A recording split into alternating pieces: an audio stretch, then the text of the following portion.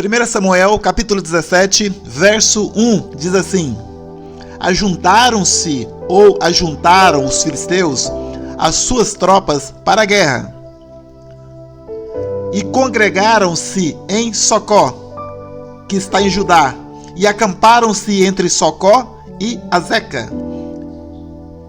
Onde é que eles acamparam? No lugar chamado Éfes-Damim. Os filisteus se juntaram para a guerra, você conhece a história. Davi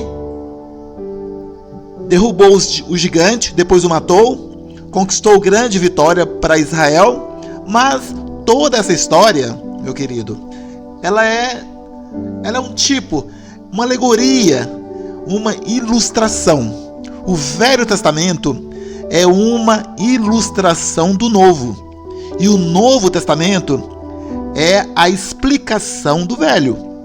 Então, quando você lê o Novo Testamento com a ótica do Novo, você vê que as ilustrações são todas muito poderosas. E eu queria te falar 5 coisas a respeito dessa batalha naquele dia. É a batalha que você também enfrenta. Todos nós temos que encarar Golias. Golias representa Satanás. Todos nós estamos envolvidos numa batalha espiritual. Mas você é mais do que vencedor. Mas é preciso se posicionar da maneira de Deus. Então, essa ilustração, ela é de fato poderosa. 5 elementos que eu quero compartilhar com você. Primeira coisa, onde o inimigo estava? Onde o inimigo estava? Muito bem. Aqui menciona o nome de 3 lugares.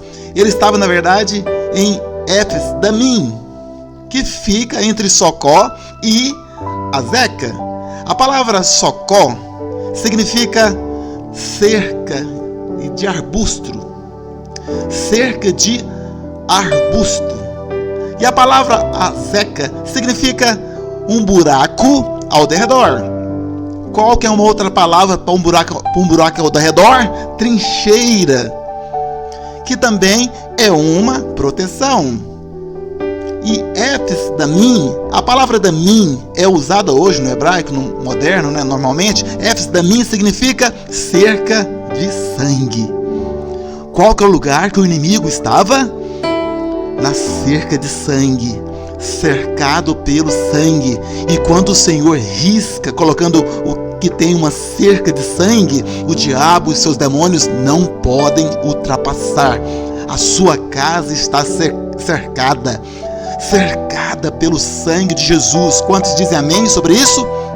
Essa é uma ilustração interessante, porque você pode dizer: pastor, mas Socó significa uma cerca de arbusto. É verdade, mas lá em Jó, capítulo 1, verso 9, projeta para mim, lá em Jó 1, verso 9, a palavra do Senhor diz que Satanás veio acusar Jó diante de Deus. E Deus fala para Satanás: viu meu servo Jó? Como ele é justo, correto? Então respondeu Satanás ao Senhor: porventura Jó, debalde, teme a Deus? Debalde, é chique isso, né? O que significa debalde? Em vão, né? Porventura Jó teme a Deus? Em vão. Aí o diabo continua: porventura, acaso não cercastes com? O que significa? Sabe? Cerca viva, cerca de arbusto. Cerca de arbusto. Satanás está dizendo: você cercou ele, a sua casa e tudo quanto tem. Eu não posso tocar nele. Está cercado. Eu quero dizer que o diabo não pode tocar em você, porque você está cercado. Jó era justo, diz a Bíblia. Você é justo também. Mas a sua justiça não é resultado do seu bom comportamento. Não, a sua justiça é o dom que você recebeu de graça. É a justiça de Cristo que foi dada a você. Quantos dizem amém? Cercado.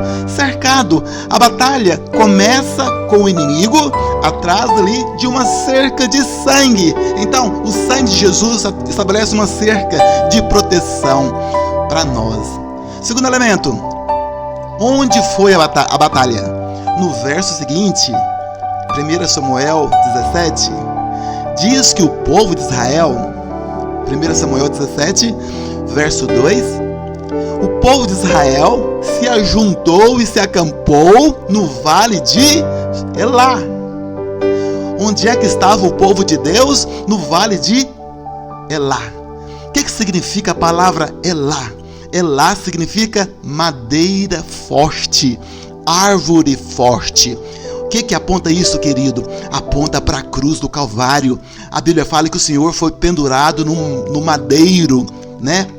Lá em Gálatas 3,3 diz: maldito todo aquele que foi pendurado no madeiro. A Bíblia chama a cruz de madeiro. Era uma rua de cruz, como diz aquela canção, porque era com madeira forte. Onde é que nós estamos acampados? Nós não estamos apenas cercados. Satanás não está apenas cercado por cada cerco de sangue, mas nós também estamos posicionados em cima da cruz, na obra consumada, naquilo que Cristo fez. Nossa segurança não é o nosso merecimento. Nossa segurança não é o nosso bom comportamento. É claro que nós nos comportamos bem, mas olha para cá. Você não se comporta bem para ser aceito por Deus. Você se comporta bem para glorificar a Deus. Amém, querido?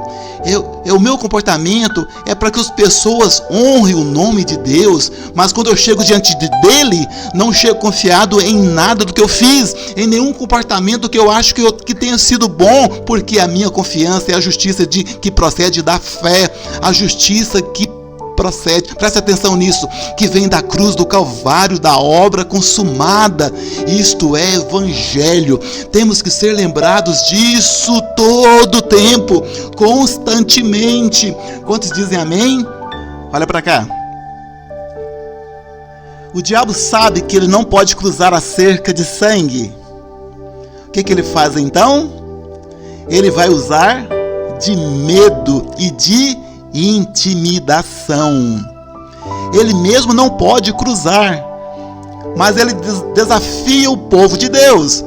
A Bíblia fala que Golias chegou diante do exército e falou: para que tanta gente lutar e morrer? Vamos fazer algo simples. Escolhe um campeão do exército de vocês e nós, filisteus, teremos outro campeão. Os campeões lutam entre si. Quem vencer, venceu a guerra. E todo derrotado vai ter que servi-lo. A Bíblia fala que 40 dias Golias veio ali desafiar Israel. Eu sei que você ouve isso, que nossa postura é sempre de condenar, né? E a gente diz: puxa vida, naquele exército não tinha ninguém homem? Não tinha ninguém? Não, eles estavam com medo realmente. Mas eu digo para você, graças a Deus que ninguém foi. Graças a Deus que ninguém foi. Eles não estavam esperando simplesmente porque estavam com medo. Eles estavam avaliando, aguardando, vendo quem poderia ser a pessoa mais indicada. Preste atenção nisso. Nunca tome decisões apressadamente. Aquele vendedor que chega para você e fala: tem que escolher agora, a promoção é só hoje, amanhã você já perdeu, então está aqui o documento, assina agora. Não faça isso, querido. Esse vendedor não é enviado do céu. O vendedor enviado do céu, ele diz: essa é a proposta, avalia. Esse é o bom vendedor. Mas o mau vendedor quer que você compre no impulso, de maneira irracional, porque a ideia dele não é te abençoar, é só te vender. Mas bem-aventurado é aquele que tem a visão de abençoar você, é crente, abençoa aqueles que compram de você, os seus clientes, abençoe com o seu produto. Quantos dizem amém? Normalmente, decisões tomadas apressadamente, elas são erradas, não são a melhor. Então, 40 dias eles estiveram ali. E aí, isso me introduz no terceiro elemento da batalha, né? O terceiro elemento da batalha é Golias. A Bíblia fala que era Golias de Gate. A partir do verso 3. Golias de Gate. Ele era um gigante. A descrição bíblica dele é horrível. Ele não era bonito. E ele era filisteu, de uma cidade chamada Gate. Está no verso 4. Gate, Golias de Gate. O que significa isso? Isso não está na Bíblia por acaso. Tem um significado. Sabe o que significa Golias? Golias significa exilado. Exilado. Alguém que foi expulso. Não pode voltar. Foi exilado. O que significa Golias? Exilado. Mas a Bíblia fala que Golias era de Gate. O que significa a palavra Gate? Gate, em hebraico, literalmente significa lagar. Se você não sabe o que é um lagar, lagar é aquele lugar onde eles pisavam as uvas para fazer vinho. Lagar é onde você pisa as uvas. E a Bíblia fala que lagar tem um significado espiritual. Lagar simboliza a ira de Deus.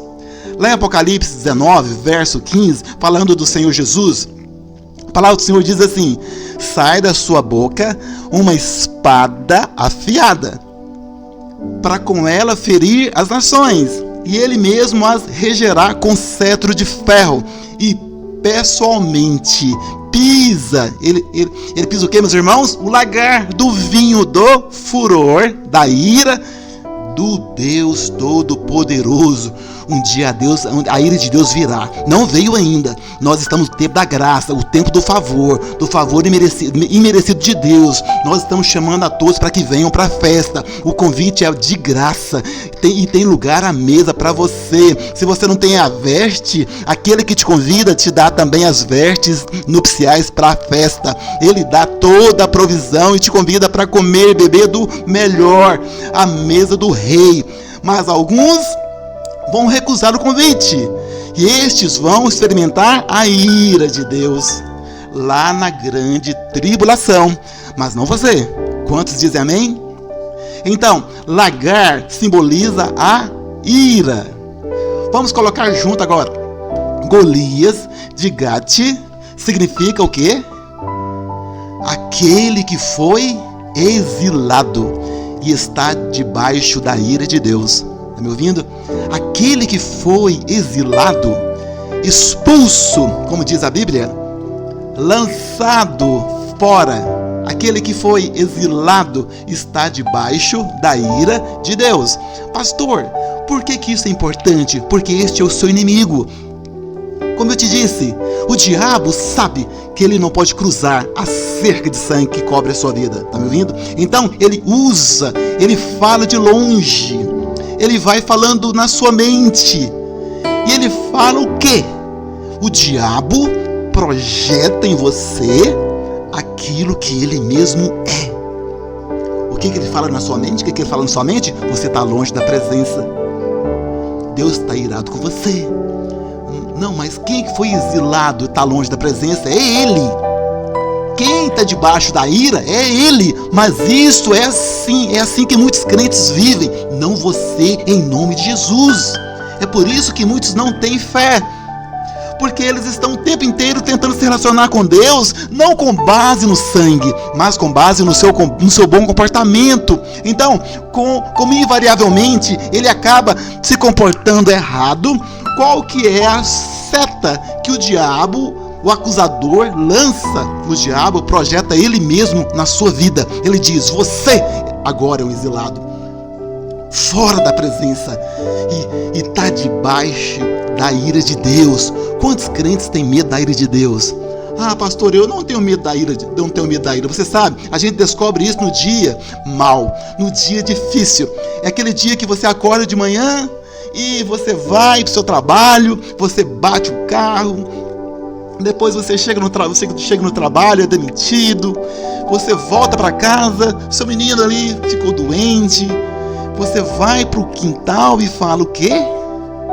Deus, o que está acontecendo? Né? Na verdade, essa pergunta significa o quê?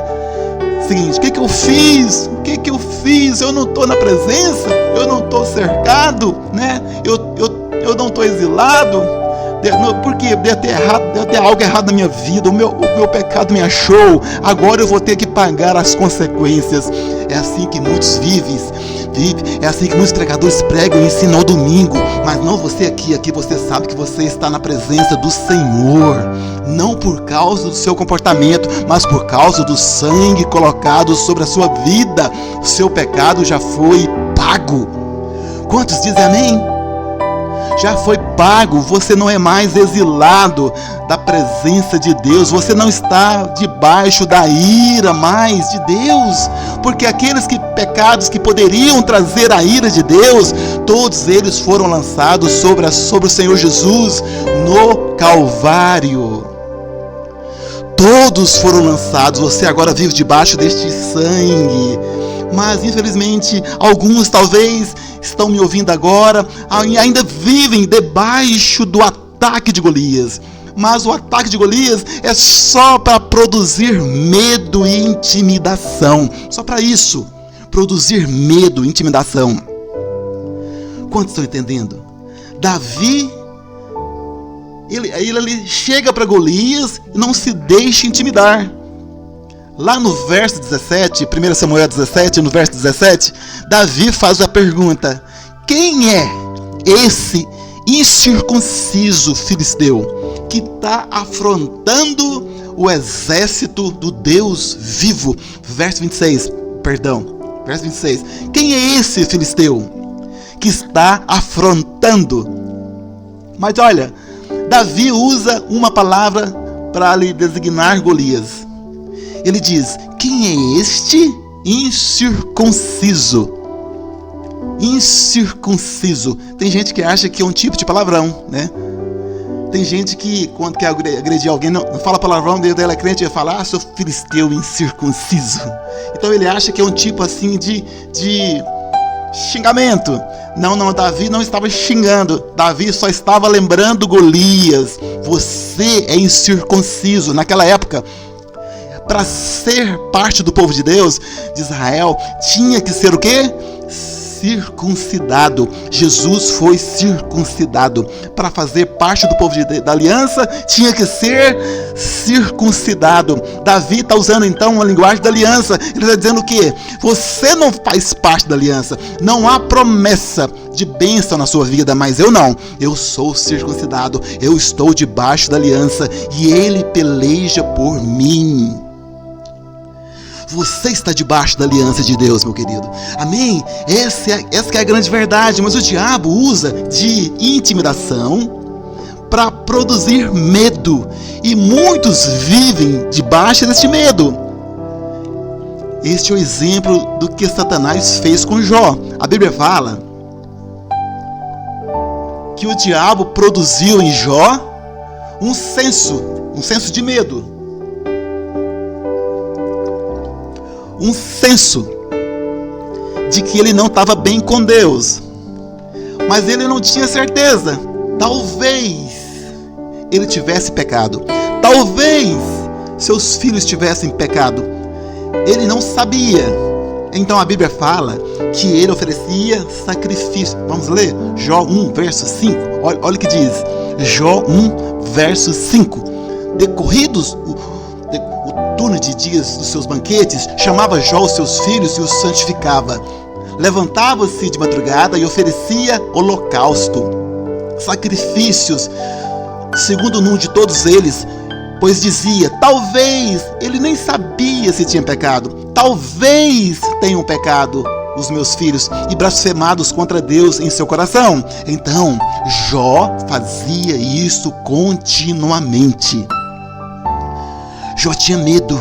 Então aquele holocausto não era movido por fé, era movido por medo. Deus honra quando você age por fé, mas Deus não fica feliz quando vê seu filho com medo. Você não tem que ter medo de nada, meu. Tem um maior do que o gigante do seu lado pelejando por você. Você não está sozinho na fornalha, tem mais um aqui dentro junto com você. O que importa é ser filho, o que importa é ser nova criatura. Isso foi Jó. Jó estava com medo, por isso ofereceu o holocausto. Não com base na fé, mas com base no medo. Então, filho, se você está orando pela mesma coisa 10, 20 vezes por dia, não é fé, é medo. Olha para cá, pastor, eu não devo orar por proteção? Sim, Jesus disse, né? Pão nosso de cada dia nos dai hoje, e perdoa nossas dívidas como nós perdoamos nossos devedores, e não nos deixes cair em tentação, mas livra-nos do mal. Aí é maligno. Mas livra-nos do maligno que está ao derredor. Então você deve orar todo dia para Deus te livrar? Eu oro. Eu vou entrar no carro, na hora que eu sento no meu banco, eu falo: Deus, me livra do mau motorista, me livra do homem perverso, me livra, Senhor, desse goiano enlouquecido que agora mesmo está armado, pronto para dar um tiro em quem buzinar atrás dele. Eu oro. Se você não ora, você deveria. Mas depois que eu termino de orar, eu ligo meu som e só louvo o Senhor. Não lembro de mais nada, sabe por quê? Porque não é uma oração que procede de medo, é uma oração que procede de fé. A fé é na sua vida, a fé é para guardar o seu casamento. Quantos pais oram pelo filho o tempo inteiro? Parece uma neurose o tempo inteiro, que ele está com medo. Ele tem medo do menino cair, do menino machucado, do menino pegar uma doença, pegar um vírus, pegar não sei o quê. Ele está o tempo inteiro com medo. O medo é a intimidação, vem de Golias. E é baseado em quê? O exilado da presença que está debaixo da ira. Ele é, você não. Você é alguém que entrou na presença, foi recebido na presença e está debaixo do favor de Deus. Você crê que está debaixo do favor de Deus? Aleluia, olha para cá. Qualquer pregador. Eu sei que os irmãos ouvem muitos. Como é que eu sei isso? Você manda para mim. Você manda para mim para eu ouvir também. Eu sei que os irmãos ouvem. Você é livre. Aqui não é um lugar de prisão. Aqui você é livre. Pode ouvir quem você quiser. Mas eu vou te divertir uma coisa.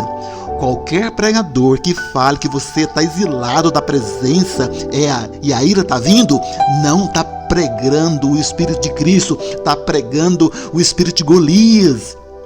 Vê como é sério isso? Qualquer pregador que te ameaça com a ira de Deus não está pregando no Espírito de Cristo. O Espírito de Cristo é o contrário. Você é amado, você é aceito. Ah, mas você não sabe? Essas pessoas fizeram muitas coisas erradas? E é verdade. Se fôssemos esperar fazer certo para sermos amados e abençoados, todos nós estaríamos no inferno. Não é porque você amou, é porque Ele te amou de tal maneira. Não é porque você é bom, é porque Ele é bom e quis manifestar favor e graça sobre a sua vida. Viva debaixo deste favor. Quantos dizem amém? Então nós temos os elementos, né? O inimigo está cercado. Cercado pelo quê? Pelo sangue. Isso é Éfes Damim. Éfes Damim. Está cercado pelo sangue. Eu fico pensando, todo crente verdadeiro está debaixo do sangue. Todo crente verdadeiro. O problema é que alguns não foram bem instruídos. Ele é salvo, mas todo dia acha que perdeu a salvação. Mas ele não perdeu. Vamos imaginar que aquele dia lá em Israel, dia da Páscoa, tem duas famílias. As duas aplicaram o sangue nos umbrais da porta. Uma família está lá dentro, né? Com medo, chorando. Ai, meu Deus, tem misericórdia, Senhor. Oh, Jesus, me perdoa. Eu me livra. Ele está clamando misericórdia. Ele está com muito medo. A outra família do lado está cantando, corinho, né? Vencendo, né? Vem Jesus. Eu te pergunto, as duas aplicaram o sangue. Qual das duas está mais segura? Qual das duas está mais segura? Nenhuma. Não é o seu medo que vai tirar a proteção dele. E nem é o seu louvor que vai aumentar a proteção na sua vida. Você é guardado pelo sangue. Bom, por que é importante cantar louvor? Porque essa família, essa segunda família, está feliz. Eles estão desfrutando do momento. Aquela outra família não, está vivendo com medo, mas é um medo desnecessário, inútil. Não faz a menor diferença no mundo espiritual. Às vezes é um medo intenso que ora com intensidade, mas é medo. Procede de Golias. O Senhor quer te dar um coração firmado e seguro. Nós somos o povo que anda em paz e vive em paz. Quantos dizem amém? Quarto elemento. Então você tem um lugar, o lugar do inimigo, cercado ali pelo sangue. Você tem um lugar do povo de Deus, que é o Vale de Elá, que significa o lugar da madeira forte, lugar da madeira, lugar da cruz. Nós vimos Golias. Golias significa exilado, mas ele é de Gate. Golias de Gate significa aquele que foi exilado e está debaixo da ira de Deus. Amém? Agora, eu quero te perguntar, o que é necessário para vencer Golias? O que é preciso para vencer Golias? Já vou te responder. Para vencer Golias, nós precisamos de um Davi. Só Davi pode derrotar o inimigo. Mas quem é Davi?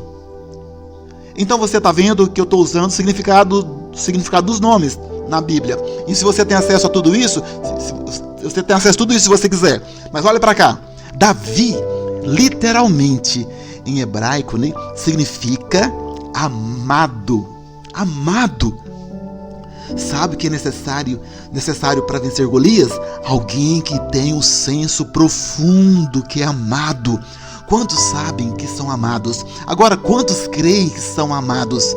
Viva neste amor. Somente aquele que tem esse senso de que ele é amado por Deus está qualificado para enfrentar Golias. Está me ouvindo? A Bíblia fala que Davi apareceu no último dia. O pai dele, Jessé, o chamou e falou: você vai levar esses pães e esses 10 queijos para os seus irmãos e para o capitão, lá no lugar da batalha. Davi era filho, foi enviado pelo pai para alimentar os seus irmãos. O Senhor Jesus é o filho, foi enviado pelo pai para ser o pão da vida e alimentar os irmãos. Oh, glória a Deus. 10 é um número importante. Você conhece o poder do 10. 10 aponta para o dízimo, mas isso fica para um outro dia. A Bíblia fala então que Davi chega e ele vê a afronta do filisteu. E aí nesse momento que ele diz: quem é esse incircunciso filisteu pensa que é para afrontar o exército do Deus vivo? Davi tinha senso completo de aliança. Ele vivia o que o nome dele dizia: ele é amado. Quando você sabe que é amado, o diabo não consegue te convencer que a ira vai te pegar. Não tem ira pra mim, eu sou amado. Não tem como ficar irado comigo mais. Eu estou tomado de amores por mim. Quando você sabe que é amado, você sabe também que não pode ser exilado da presença, porque o amor dele se manifestou na cruz. O sangue é a expressão do amor. Você nunca pode ser mais exilado, afastado, nunca mais. Você vai dizer: pastor, mas tem dias que eu não sinto a presença. Mas ele está aí. Você não anda pelo que você sente, você anda pelo que você crê.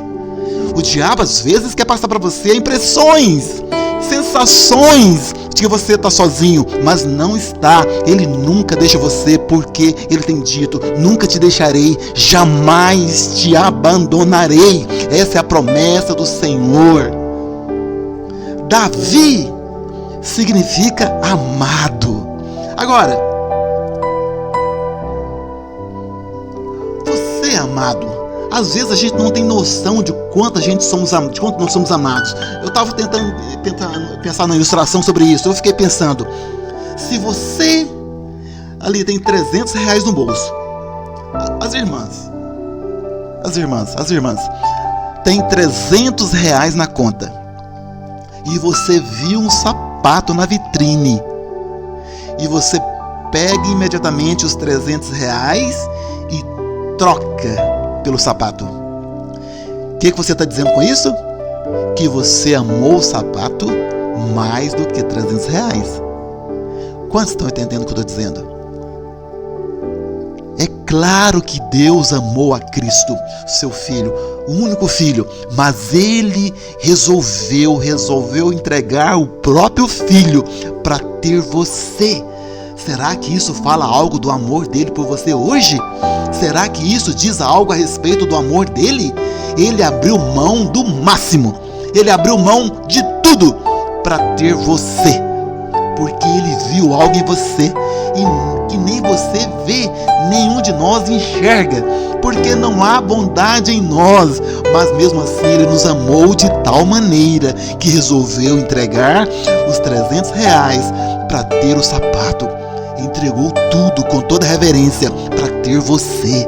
Ele te comprou. Essa é a palavra bíblica. Você pode não gostar, mas é verdade. Você foi comprado de volta, redimido. Era um escravo do mercado, de escravo do diabo, mas ele veio e resgatou, pagou o preço e te levou de volta para ele.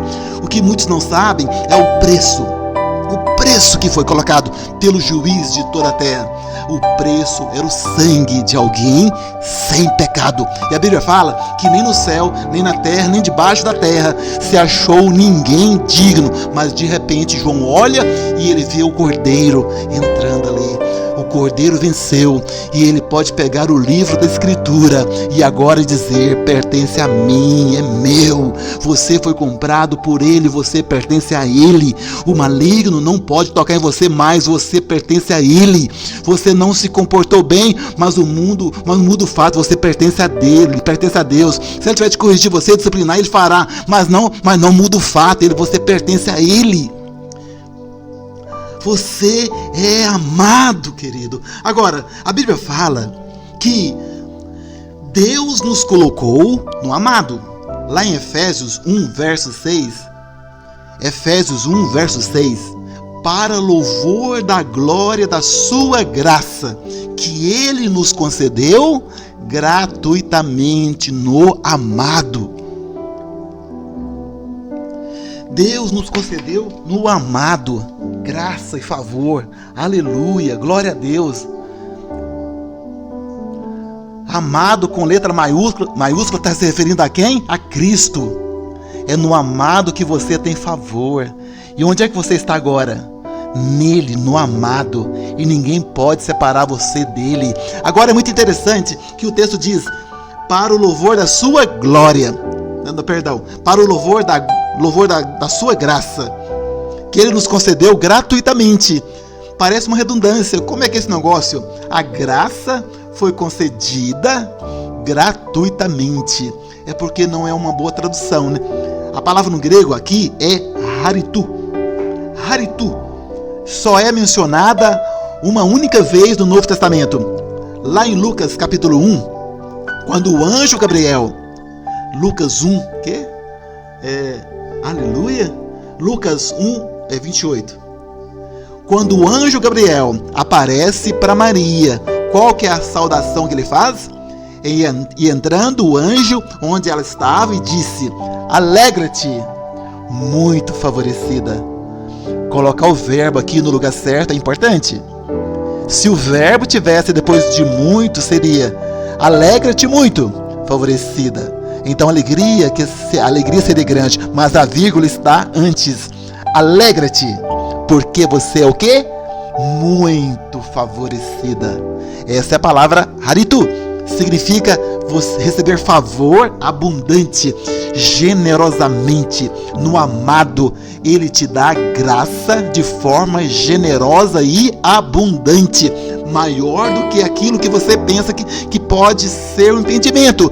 Essa é a bondade de Deus. Quantos dizem amém? Agora, nós temos ouvido muitas pregações no decorrer dos anos de que nós temos ali que amar a Deus. Mas veja, esse é o primeiro mandamento do Velho Testamento. Amar a Deus é um mandamento. Mas ninguém consegue cumprir o mandamento. Ninguém. Nem Davi, que amou muito e que era amado, cumpriu esse mandamento, porque não há nenhum homem sequer que tenha cumprido a não ser Cristo Jesus, nosso Senhor. O que acontece, querido? No Velho Testamento é amar a Deus, mas no Novo Testamento Ele te amou primeiro. O nosso amor a Ele é só um reflexo do amor dele por nós. Lá em 1 João 4, verso 10, diz assim: nisto consiste o amor. Veja, isso aqui é a definição. Pastor, a definição não está em 1 Coríntios 13? Não, 1 Coríntios 13 é uma descrição. Lá descreve o amor, né? Não é? O amor não é bondoso, não arde ciúme, não se soberbece, não procura os seus interesses, tudo sofre, tudo crê, tudo espera, tudo suporta. Essa é uma descrição do amor, mas a definição está aqui em João. Ele diz: nisso consiste o amor, não em que nós tenhamos amado a Deus, mas que Ele nos amou e enviou o seu Filho como propiciação pelos nossos pecados. Isso é o amor. O amor é porque Ele enviou, Ele olhou do céu, Ele veio a nós. O amor não somos nós indo a Ele, é Ele vindo a nós. Não somos nós fazendo para Ele, é Ele que fez para nós. Tudo procede dEle e é Ele que quer mudar a sua história. Não é você que se muda, Ele vai mudar seu casamento, Ele vai mudar. Não é você que se muda, você vai experimentar o céu na terra, na sua casa, nesse tempo, né? Do Senhor. É Ele que transforma a água em vinho. Você não tem esse poder, você não pode acrescentar coisa alguma, mas na sua graça, porque somos muito favorecidos. Vamos experimentar milagres poderosos nesses dias. Você fala: pastor, já sou feliz no casamento, mas não tem espaço para ficar um pouquinho mais? Pois vai ficar mais ainda. As pessoas vão olhar para você e vão dizer: essa é a família bendita do Senhor, eles são abençoados. Quantos querem ouvir isso? Você vai ouvir naqueles dias, em nome do Senhor Jesus. Agora você vê, João, ele se apresenta no evangelho ali como o discípulo a quem Jesus amava.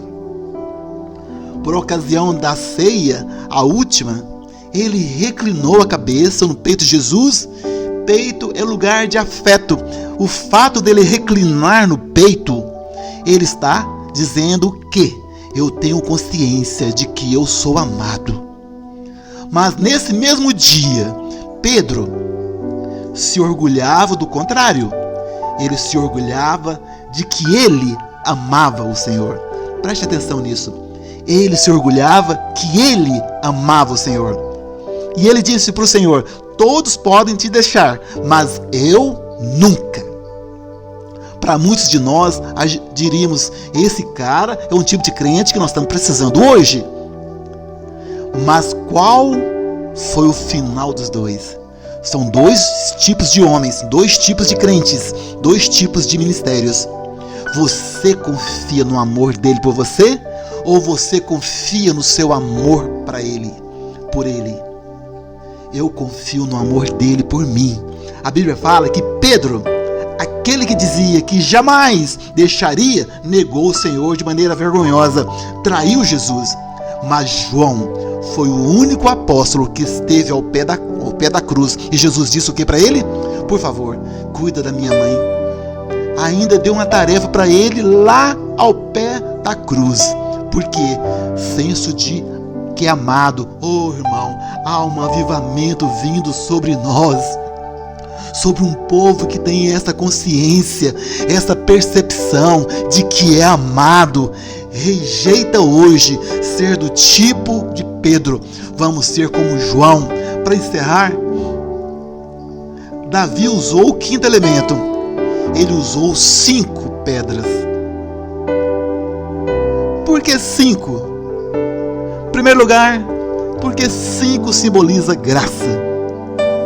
Em segundo lugar, não sei se é verdade, mas Golias tinha 4 irmãos. Depois eles vão ser mortos.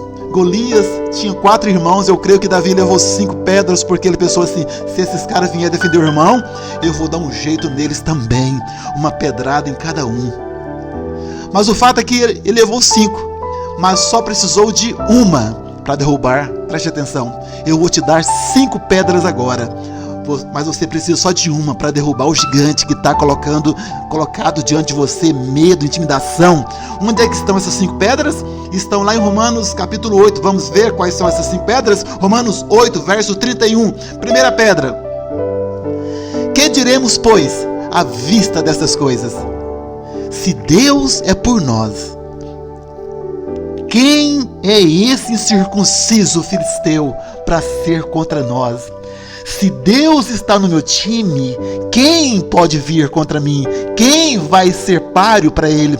Essa é a primeira pedra. Você precisa ter consciência. Deus não é contra você, Deus é por você. Ele está do seu lado, Ele joga no seu time. Mas pastor, está acontecendo coisas difíceis comigo hoje, coisas ruins, eu não sei, será o que eu tenho que fazer, né?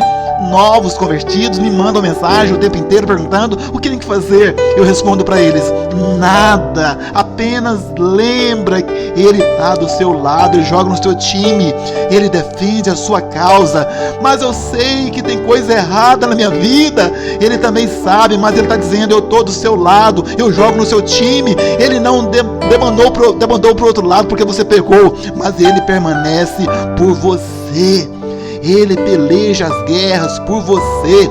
Naquele dia que você achar que é o dia que você menos merece, erga sua mão para o céu e pede a intervenção divina. Você vai ver o Senhor pelejando as suas guerras naquele dia, porque vai ser inteiramente pela graça. Não tem nada a ver com o seu merecimento. Quantos dizem amém? Só essa pedra seria o suficiente, mas tem uma segunda pedra, verso 32. Qual que é a segunda pedra? Aquele que não poupou o seu próprio filho, antes por todos nós o entregou. Porventura não nos dará graciosamente com ele todas as coisas? Essa é a segunda pedra. É a lógica do céu. Se Deus negar para você prosperidade, Ele está dizendo que prosperidade é maior do que o filho. Se Deus negasse para você cura, Ele estaria dizendo que a cura é maior do que o seu filho, mas nada é maior do que o Filho de Deus. Então todas as bênçãos são insignificantes. Quem não negou o Filho não vai negar nada para você. Você não tem, porque você não tem pedido. Você tem aceitado a mentira do diabo. Para receber essa bênção é grande demais para você. Você não está qualificado para ela. Não. Quem não negou o próprio filho não vai negar para você mais nada. E quando é que Ele nos deu o filho? Quando nós éramos inimigos. Mas agora que nós fomos reconciliados, nos tornamos filhos de Deus, nós somos amigos de Deus. Muito mais, Ele vai nos dar a bênção que nós buscamos. Você não vai embora como você chegou. A bênção de Deus está disponível para você. Só tem que estender as mãos e estender e receber. Essa é a mão da fé. A mão da fé, eu creio. Terceira pedra, verso 33. Quem intentará acusação contra os eleitos de Deus? É Deus quem os justifica. Lá em Hebreus 12, verso 26, diz que Deus é o juiz de todos. Mas aqui é interessante que o diabo tenta acusar. Às vezes seu colega, conhecido, seu parente tenta te acusar. Mas Paulo diz: quem pode te acusar? Deus, o juiz, já declarou você inocente. É Deus quem te justifica. Quem diz que você é inocente de todo delito, de todo crime, não é o advogado. Quem diz é o juiz. O juiz é que bate o martelo e bate o carimbo, não sei o que ele faz, mas ele decreta inocente. Agora nada consta contra você, ninguém pode te acusar, porque o juiz disse que você é inocente. Você sabe, vou dar um exemplo aqui, mas não é político, nem estou defendendo coisa alguma, nem falando nada nessa área. Mas você sabe, nosso presidente esteve preso, tinha sido condenado, bilhões de reais foram devolvidos, tinham sido roubados, mas os juízes do Supremo descondenaram ele.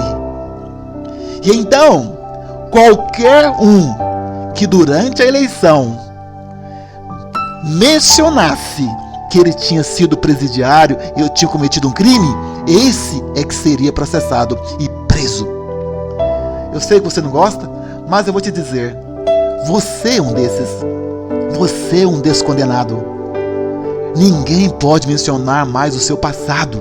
Ninguém pode erguer o dedo contra você, porque Deus descondenou você e falou: a sentença está paga, a sentença já foi feita, é declarado inocente. Aleluia! Aleluia! Aleluia, irmãos, aleluia! Hoje é dia de ceia, é dia de você dizer isso: eu sou um descondenado. Nem sabia que existia essa palavra, mas eu gostei dela porque é isso que eu sou. Eu vivia na condenação do diabo, mas o juiz disse: é inocente. Quarta pedra, verso 34, diz assim: quem nos condenará? Quem que vai nos condenar? E Paulo diz: é Cristo Jesus que morreu, ou antes, quem ressuscitou, o qual está à direita de Deus e também intercede, é o nosso advogado. Você não tem apenas um juiz dos homens, você tem também um intercessor, que é um advogado. A palavra no original é advogado. Ele é o seu defensor. Tem gente por aí que prega um Cristo irado, mas Cristo não está irado com você. Quem foi exilado da presença e está debaixo da ira é Satanás, o Golias. Você não. Cristo não, sabe, no Evangelho o Senhor nunca fica irado, não foi irado com os discípulos, o Senhor nunca fica irado com aquela mulher adúltera, nunca fica irado com nenhum pecador que vai, nem um publicano, nem Zaqueu, nem ninguém. O Senhor nunca fica irado com eles. O Senhor só ficou irado com os fariseus. Quem eram os fariseus? Aqueles que achavam que eram tão bons que não precisavam da graça de Deus. Eu não sei quanto a você, eu preciso da graça de Deus, eu preciso do favor de Deus. Então você está fora desse grupo. Preste atenção, Cristo não está irado, Cristo morreu por você. Cristo não está irado. Pelo contrário, seus olhos de amor repousam sobre você. Para encerrar, a quinta pedra, verso 35. Quem nos separará do amor de Cristo? Quem? O pecado não pode separar? Demônios não pode separar? Principados e potestades? Distância não pode separar? E Paulo mesmo vai dizendo: será tribulação? Angústia? Estou angustiado, pode ser que Deus está longe de mim. Não. Esse é o momento que Deus está mais próximo de você. Perto está o Senhor do que tem um coração quebrantado e contrito. Será perseguição? Ou fome? Ou nudez? Ou perigo? Ou espada? Ele diz, como está escrito: por amor de ti somos entregues à morte o dia todo, fomos considerados como ovelhas para o matadouro. Essa é a experiência de Paulo. Ele está dizendo o seguinte: olha, eu creio tanto nessa verdade, eu tenho pregado tanta convicção, que eu tenho sofrido todo tipo de perseguição, para trazer para você essa revelação. Nada pode separar você do amor de Deus, nada. E ele continua: em todas essas coisas somos mais do que vencedores. Você não é vencedor, você é mais do que vencedor. Você é um hiper vencedor. Você é um super.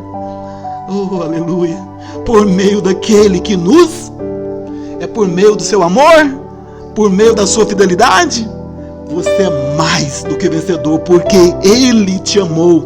Você foi alvo do amor dEle, porque eu estou bem certo de que nem a morte não separa você dEle. Morte não separa você dos seus parentes, dos amigos, dos seus irmãos, mas não separa você de Deus. Você está na presença dEle aqui. Quando você atravessar para o outro lado, olha quem está te esperando.